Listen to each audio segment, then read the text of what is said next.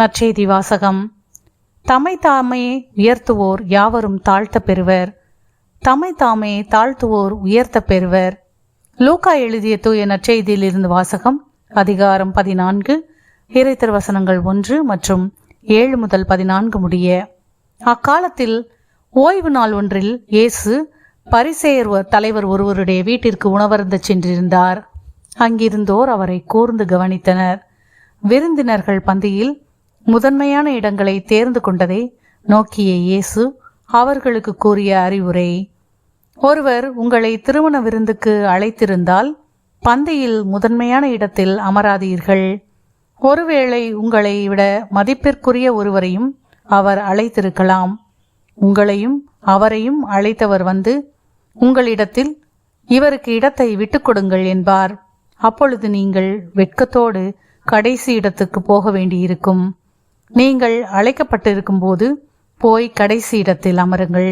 அப்பொழுது உங்களை அழைத்தவர் வந்து உங்களிடம், நண்பரே, முதல் இடத்திற்கு வாரும் என சொல்லும்போது உங்களுடன் பந்தியில் அமர்ந்திருப்பவர்கள் யாவருக்கும் முன்பாக நீங்கள் பெருமை அடைவீர்கள்.